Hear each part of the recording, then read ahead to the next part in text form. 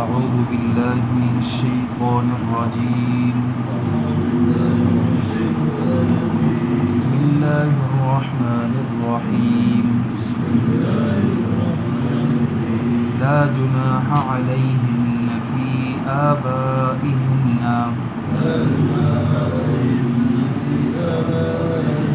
ولا أبنائهن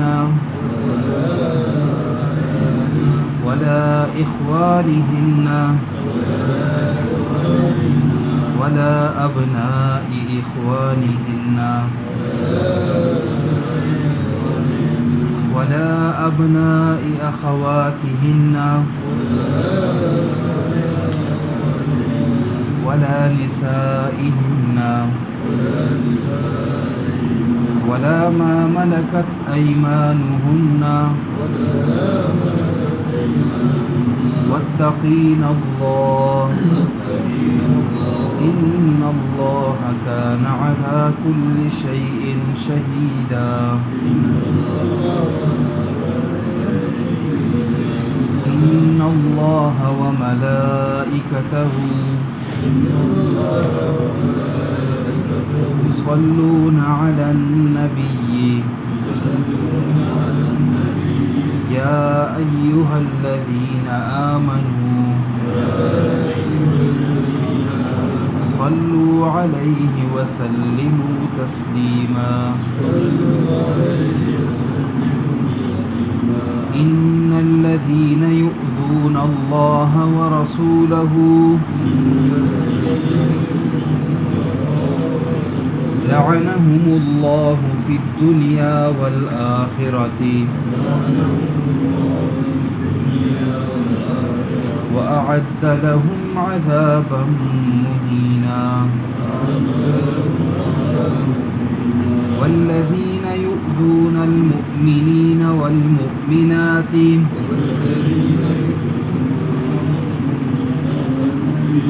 بغير ما اكتسبوا فقد احتملوا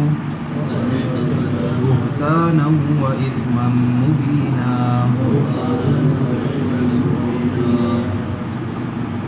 لا جناح عليهن کوئی گناہ نہیں ہے ازواج مطہرات پر فی آبائہن اپنے والد کے سامنے آنے میں بے پردہ ہو کر ولا ابنائہن اور نہ اپنے بیٹوں کے سامنے ولا اخوانہن اور نہ ہی اپنے بھائیوں کے سامنے ولا ابناء اخوانہن اور نہ ہی بھتیجوں کے سامنے ولا ابناء اخواتہن اور نہ ہی بانجوں کے سامنے ولا نسائہن اور نہ ہی عورتوں کے سامنے ولا ما ملکت ایمانہن اور نہ ہی اپنے باندیوں کے سامنے واتقین اللہ اور ڈرتے رہو اللہ سے ان اللہ کان علی کل شیء شہیدا یقیناً اللہ ہر چیز پر گواہ ہے. ان اللہ وملائکتہ یقیناً اللہ اور اس کے فرشتے یصلون علی النبی درود پڑھتے ہیں نبی صلی اللہ علیہ وسلم پر. یا ایہا الذین آمنوا اے ایمان والو صلو علیہ تم درود پڑھو نبی صلی اللہ علیہ وسلم پر وسلموا تسلیما اور سلام پڑھو. ان الذين يؤذون الله ورسوله یقیناً وہ لوگ جو تکلیف دیتے ہیں اللہ اور اس کے رسول کو لعنهم الله في الدنيا والآخرة اللہ کی لعنت ہے ان پر دنیا اور آخرت میں وَأَعَدَّ لَهُمْ عَذَابًا مُهِينًا اور تیار کیا ہے ان کے لیے رسوا کرنے والا عذاب وَالَّذِينَ يُؤْذُونَ الْمُؤْمِنِينَ وَالْمُؤْمِنَاتِ اور وہ لوگ جو تکلیف دیتے ہیں مومن مردوں اور مومن عورتوں کو بغیر ما اکتسبوا بغیر کسی جرم کے فقد احتملوا بہتانا واثما مبینا بس یقیناً وہ اٹھائیں گے بہتان بازی کو اور بڑے گناہ کو لا جناح علیہن فی آبائہن ولا ابنائہن ولا اخوانہن ماقبل اللہ رب العزت نے نبی علیہ السلام کے گھر میں آنے کا طریقہ بتلایا کہ اے صحابہ اے ایمان والو جب بھی تم نبی صلی اللہ علیہ وسلم کے گھر میں آؤ تو ایک تو اجازت مانگ کے آؤ، دوسرا اگر کھانے وغیرہ کی طرف تمہاری دعوت ہو تو پہلے سے نہ آ جایا کرو کہ کھانا پکنے کا انتظار کیے جائے، بلکہ عین وقت میں آ کر کھانا وغیرہ نوش فرما کر جو ہے وہ پھیل جاؤ، جب تمہیں بلایا جائے تو داخل ہو جاؤ اور کھانا کھا لو اور پھر جو ہے یعنی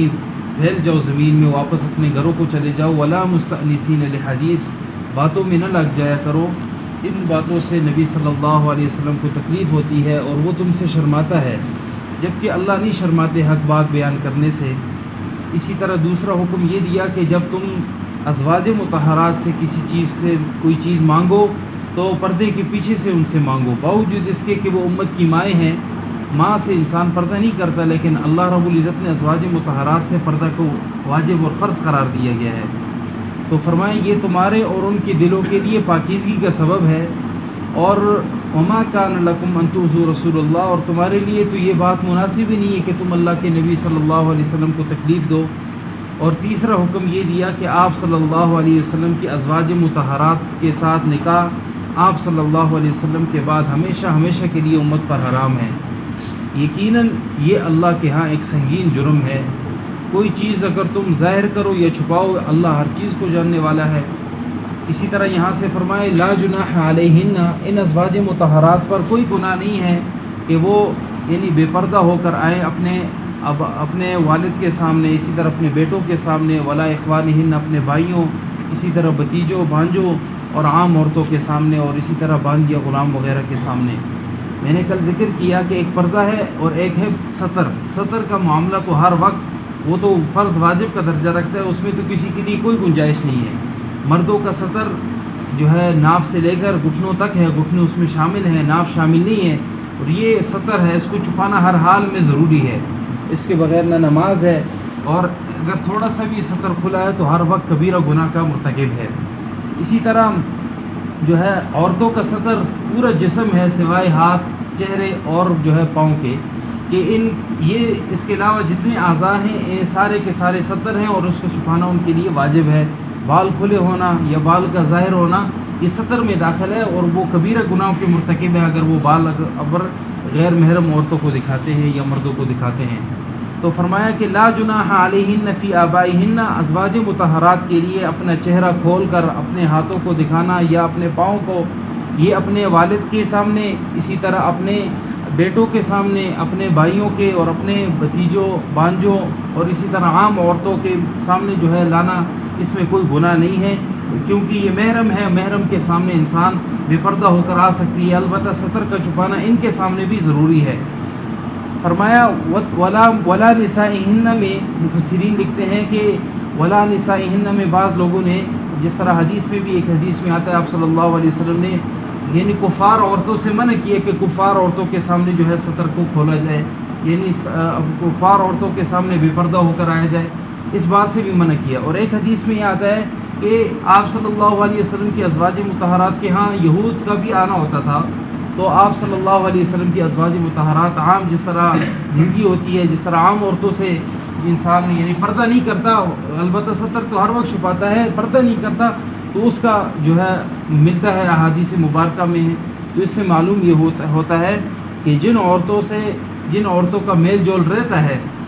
وہاں تو انسان پردے کا اہتمام اتنا ضروری نہیں ہے، لیکن جن عورتوں کے ساتھ میل جول رہتا نہیں ہے، جس طرح مثلا بازار میں ہے یا کسی ایسی جگہ میں رہیں جہاں پر وہ عورتیں ان کو نہیں پہچانتی، یا وہ عورتیں پہچانتی تو ہیں لیکن زیادہ تعلق نہیں ہے، تو ان سے بھی پردے کا حکم ہے کہ وہ ان سے بھی پردہ کیا جائے، اور یہ بہتر ہے، یہ فرض واجب کا درجہ نہیں رکھتا، جبکہ عام مردوں سے جتنے بھی مرد ہیں ان سے جن سے نکاح جائز ہے عورت کے لیے، ان سے پردہ رکھنا انتہائی فرض اور واجب کا درجہ رکھتا ہے، جس کی انشاءاللہ کل کے سبق میں آئے گا۔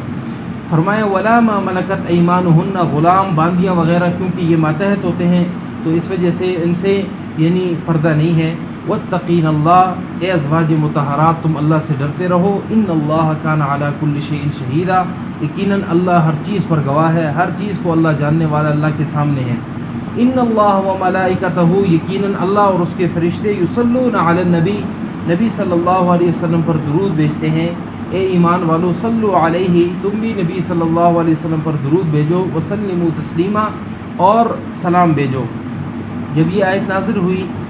صحابہ کرام رضوان اللہ علیہم مجمعین نے پوچھا آپ صلی اللہ علیہ وسلم سے، کیف نصلی علیک یا رسول اللہ، کہ ہم آپ پر کیسے درود بھیجیں؟ تو اللہ کے نبی صلی اللہ علیہ وسلم نے درود ابراہیمی سکھائی کہ اللہم صلی علی محمد وعلی آل محمد الی آخری، یہ سکھایا،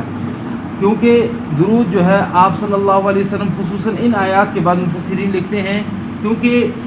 بہت زیادہ آپ صلی اللہ علیہ وسلم کے دین، آپ صلی اللہ علیہ وسلم نے اللہ کے دین کو پہنچانے میں، رسومات باطلہ کے رد میں اپنی یعنی کمال درجے کی جو ہے اپنی توانائی ضائع کی، اور اپنی توانائی کو لگا کر اللہ کے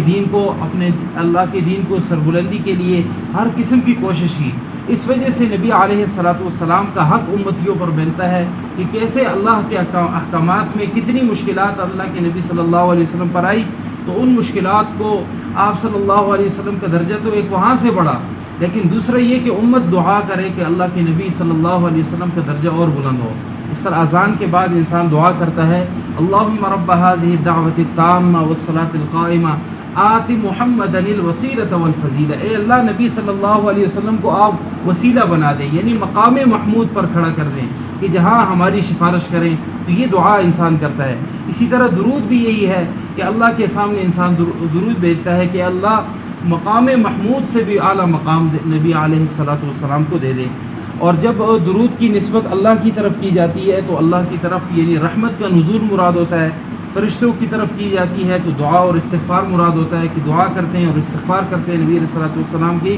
یعنی یہ درجات کی بلندگی کے لیے۔ اور ایمان والوں کی طرف جب نسبت کی جاتی ہے تو اپنی طرف بھی رحمت کا اور آپ صلی اللہ علیہ وسلم کی طرف بھی رحمت کی دعا ہوتی ہے کہ اللہ نبی علیہ الصلاۃ والسلام پر رحمت نازل فرما۔ اور حدیث میں آتا ہے من صلی علیہ واحدا صلی اللہ لہ عشرہ، کہ جو نبی علیہ الصلاۃ والسلام نے فرمایا جو مجھ پر ایک مرتبہ درود بھیجتا ہے اللہ جو ہے اسے اس پر 10 مرتبہ جو ہے درود نازل فرماتے ہیں، رحمت نازل فرماتے ہیں۔ یہاں پر خصوصاً خطاب یا ایھا الذین آمنوا صلوا علیہ، کہ ایمان والو تم درود بھیجا کرو نبی علیہ الصلاۃ والسلام پر، وسلموا تسلیما، اور سلام بھیجا کرو۔ سلام کا طریقہ تو ہمیں اتحیات میں ملتا ہے کہ السلام علیک ایھا النبی ورحمۃ اللہ وبرکاتہ، یہاں پر ہم نبی علیہ الصلاۃ والسلام پر سلام بھیجتے ہیں، جبکہ درود کا طریقہ یہ معلوم ہوا کہ اللہ کے دربار میں دعا کرنا کہ اللہ آپ صلی اللہ علیہ وسلم پر رحمت نازل فرمائے۔ مجلس میں ایک مرتبہ درود بھیجنا یعنی نبی علیہ الصلاۃ والسلام کا اگر بار بار تذکرہ آ رہا ہے، ایک مرتبہ درود بھیجنا واجب کا درجہ رکھتا ہے۔ اس کے بعد اگر درود نہ بھی بھیجے تو گناہ نہیں ہے، البتہ مستحب یہ ہے کہ ہر وقت جس وقت نبی علیہ الصلاۃ والسلام کا نام آئے تو ساتھ درود شریف کا اہتمام کیا جائے۔ حدیث میں آتا ہے آپ صلی اللہ علیہ وسلم نے فرمایا کہ وہ آدمی ذلیل و خوار ہو جائے جس کے سامنے میرا ذکر آ جائے اور وہ مجھ پر درود نہ بھیجے۔ اسی طرح ایک حدیث میں آتا ہے بخیل ہے وہ شخص جس کے سامنے میرا ذکر آ جائے اور وہ جو ہے یعنی درود نہ بھیجے۔ اسی طرح حدیث جبرائیل میں بھی ذکر ہے کہ جس میں آپ صلی اللہ علیہ وسلم جو ہے ممبر کی سیڑھیوں پر قدم رکھتے اور آمین کہتے۔ ان میں ایک بات یہ بھی تھی کہ اللہ تباہ و برباد فرمائے اس شخص کو کہ جس کے سامنے میرا ذکر آئے اور وہ جو ہے درود نہ بھیجے۔ اور حضرت جبرائیل علیہ السلام نے اس پر امین جو ہے آپ صلی اللہ علیہ وسلم نے امین کہا اور جو ہے حضرت جبرائیل علیہ السلام نے یہ دعا پڑھی تھی۔ فرمایا ان الذین یؤذون اللہ ورسولہ، یقیناً وہ لوگ جو اللہ اور اس کے رسول کو تکلیف دیتے ہیں، لعنہم اللہ فی الدنیا والآخرہ، اللہ کی لعنت ہے ان پر دنیا اور آخرت میں، وأعد لهم عذابا مہینا، اور ان کے لیے رسوا کن عذاب تیار کیا ہے۔ اللہ اور اس کے رسول کو تکلیف دینا یہ نہیں ہے بندوں کے اعتبار سے ہے۔ مثلاً کوئی بندہ یہ سمجھتا ہے کہ میں برے اعمال کر کے اللہ کو تکلیف دے رہا ہوں، اللہ کو تو تکلیف نہیں ہوتی، لیکن بندے کے یعنی ظن اور بندے کے گمان کے اعتبار سے ہے۔ اس وجہ سے اللہ رب العزت نے خطاب یعنی ماقبل کی طرف سے دیا کہ اللہ اور اس کے رسول کو تکلیف دینا۔ تکلیف تو اللہ اور رسول کو صلی اللہ علیہ وسلم کو تکلیف نہیں ہوگی، بندے ہی کو تکلیف ہوگی کہ آخرت میں بڑے بڑے عذاب میں وہ جو ہے گھیرا جائے گا۔ تو اس میں یہ اللہ اور اس کے رسول کو تکلیف یہ ہے کہ نواہی پر جو ہے اوامر کی طرح عمل کرنا اور اوامر کو نواہی کی طرح عمل کرنا۔ مثلا جن چیزوں کے اللہ نے کرنے کا حکم دیا ہے وہاں تو بالکل کرتا ہی نہیں ہے، یہ بھی جو ہے اللہ رب العزت سے بغاوت ہے۔ اسی طرح جن چیزوں سے اللہ نے منع کیا ہے ان کو اوامر کی طرح عمل کر رہا ہے کہ یعنی اللہ نے ان چیزوں کا حکم کیا ہے۔ حدیث میں آتا ہے آپ صلی اللہ علیہ وسلم نے فرمایا کہ جنت کو اللہ رب العزت نے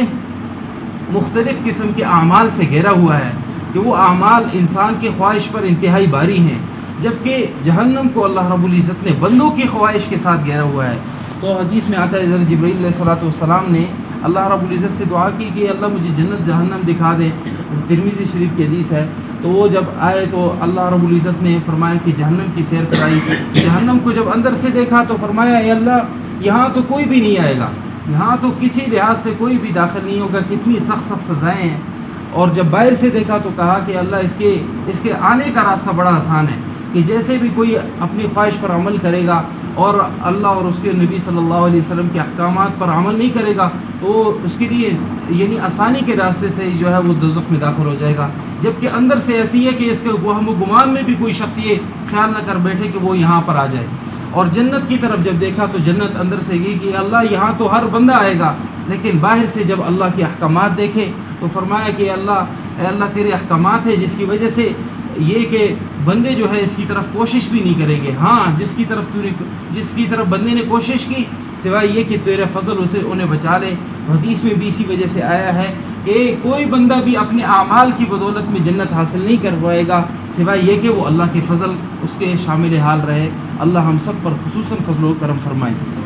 والذین یؤذون المؤمنین والمؤمنات، وہ لوگ جو مومنین کو اور مومن مردوں کو اور مومن عورتوں کو تکلیف دیتے ہیں بغیر کسی جرم کے، یقیناً وہ بہتان کو اور سری گناہ کو اٹھاتے ہیں۔ مفسرین اس میں بہت سی باتیں لکھتے ہیں۔ مومن مردوں کو اور مومن عورتوں کو سب سے زیادہ تکلیف اللہ اور اس کے نبی صلی اللہ علیہ وسلم کے احکامات میں یعنی ملتی ہے۔ مثلا کوئی اس بندہ شرک کرتا ہے تو مومن بندے کو تکلیف ہوتی ہے یار یہ اللہ کے سامنے اتنی بڑی بغاوت کر رہے ہیں۔ اسی طرح خاتم النبیین محمد الرسول اللہ صلی اللہ علیہ وسلم کے خاتم النبیین ہونے کے باوجود بھی کوئی شخص اللہ کے نبی صلی اللہ علیہ وسلم کے بعد کسی اور نبی کے قائل ہے تو یہ مومنوں کو تکلیف دینے والی بات ہے۔ اسی طرح ان باتوں کا برملا اظہار یہ بھی مومنوں کو تکلیف دیتا ہے۔ اور اسی طرح کسی مومن مردے پر یعنی بہتان لگا دینا کہ آپ ایسے ہیں، آپ جو ہے حرامی ہیں، یعنی اپنی باپ سے نہیں ہیں، یا اسی طرح کے چند ایسے القابات جن سے مومن کو تکلیف ہوتی ہے، یہ ساری ان باتوں میں داخل ہیں کہ اگر کسی شخص نے مومن مرد اور مومن عورتوں پر بغیر کسی جرم کے تکلیف دی تو اس نے ایک تو بہتان کا گناہ اٹھایا، دوسرا سری بڑا جو ہے گناہ اس نے اٹھایا، اور ان دونوں جرموں کے بدلے میں اللہ اسے جہنم میں داخل فرمائیں گے۔ فرمائے لا جناح علیہن فی آبائہن، ازواج مطہرات پر کوئی گناہ نہیں ہے اپنے آبا و اجداد کے سامنے بے پردہ ہو کر آنا، اسی طرح اپنے بیٹوں کے، اسی طرح اپنے بھائیوں، اور اسی طرح اپنے بھتیجوں اور اپنے بھانجوں، اور اسی طرح عام عورتوں کے سامنے، ولا ما ملکت ایمانہن، اسی طرح اپنے غلام باندیوں کے سامنے، واتقین اللہ، اللہ سے ڈرتے رہو، یقیناً اللہ ہر چیز پر گواہ ہے۔ ان اللہ و ملائکتہ یصلون علی النبی، اے ایمان والو یقیناً اللہ اور فرشتے نبی علیہ الصلوۃ والسلام پر درود بھیجتے ہیں، اے ایمان والو تم بھی درود بھیجو نبی علیہ الصلوۃ والسلام پر، وسلموا تسلیما اور سلام بھیجو۔ ان الذین یؤذون اللہ ورسولہ، یقیناً وہ لوگ جو اللہ اور اس کے رسول کو تکلیف دیتے ہیں، اللہ کی لعنت ہو دنیا اور آخرت میں ان پر، وأعد لهم عذابا مہینہ، اور ان کے لیے اللہ نے رسوا کن عذاب تیار کیا ہے۔ وہ لوگ جو مومنین مردوں اور مومنین عورتوں کو تکلیف دیتے ہیں بغیر کسی جرم کے، فقد احتملوا بہتانا و اثما مبینا، یقیناً انہوں نے صریح بہتان کو اٹھایا